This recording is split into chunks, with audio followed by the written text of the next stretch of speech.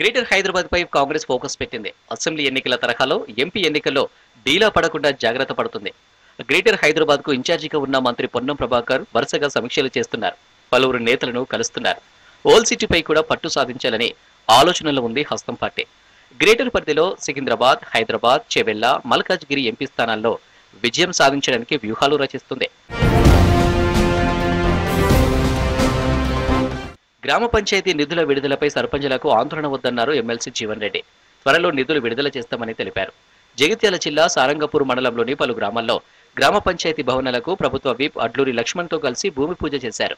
వచ్చే మార్చిలో జరిగే బడ్జెట్ సమావేశాల్లో సర్పంచుల బిల్లులు ఆమోదం పొంది ఏప్రిల్లో నిధులు విడుదల చేసే విధంగా కృషి చేస్తామని హామీ ఇచ్చారు జీవన్ రెడ్డి. బాధ్యతలో భాగంగా నిధుల విడుదల జాప్యం అవుతున్నప్పటికీ కూడా భవిష్యత్తు ఏమైనా మంచిది ఎన్నటికైనా రాకపోతాయమ్మా బకాయిలు చెప్పని వీళ్ళ గ్రామాలలో చేసే ఒక అభివృద్ధిలో మాత్రం వాళ్ళు ఏమాత్రం కూడా మన అనుమానం జంకుగొంకు లేకుండా వాళ్ళ అభివృద్ధిలో ముందుకు పోవడం జరిగిందని చెప్పంటారు. దయచేసి మీ బిల్లులకు సంబంధించి ఏ విధమైన ఆందోళన అక్కర్లేదని చెప్పంటారు. ధరణిపై లోతైన ఎంక్వైరీ జరుగుతుందన్నారు ధరణి కమిటీ సభ్యుడు, కిసాన్ సెల్ జాతీయ ఉపాధ్యక్షుడు కోదండరెడ్డి. త్వరలోనే ప్రభుత్వానికి మధ్యంతర నివేదిక అందజేస్తామన్నారు. ఏపీలో భూలు రిజిస్ట్రేషన్ వ్యవస్థ బాగుందన్న కోదండరెడ్డి దాని అధ్యయనం చేస్తామని చెప్పారు.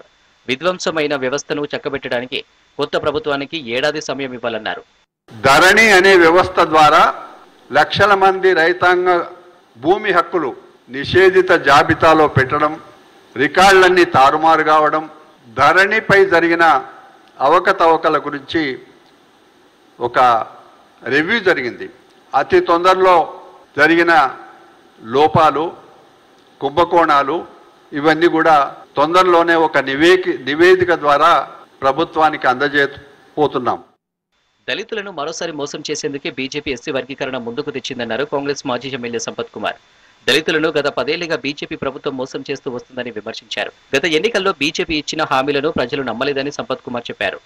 10 రోజుల్లో చేయగలిగే ప్రక్రియను, కోట్లాది మంది దళితుల జీవితాలను మార్చే అవకాశము అటు భారతీయ జనతా పార్టీకి కానీ వారి మీద ఒత్తిడి చేయగలిగే అవకాశం ఇక్కడ టీఆర్ఎస్ ప్రభుత్వానికి కానీ ఉన్నప్పటికీ 10 సంవత్సరాలు తాత్సారం చేసి ఇప్పుడు మళ్ళా కమిటీ పేరు మీద కాలయాపన చేసి పార్లమెంటు ఎన్నికల్లో మరొకసారి దగా చేసి మాయమాటలతో మోసం చేయడానికి చేస్తున్నటువంటి ప్రయత్నాన్ని తీవ్రంగా ఖండిస్తా ఉన్నాం తెలంగాణ ప్రదేశ్ కాంగ్రెస్ కమిటీ తరఫున.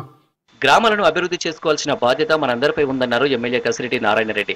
నాగర్ కర్నూలు జిల్లా కల్వకుర్తి మండలం బెక్కెరలో నూతన గ్రామ పంచాయతీ భవనాన్ని ఆయన ప్రారంభించారు. కల్వకుర్తి లిస్ట్ ఇరిగేషన్ ద్వారా చివరి ఎకరా వరకు నీరు అందేలా చర్యలు తీసుకుంటామన్నారు కసిరెడ్డి నారాయణరెడ్డి.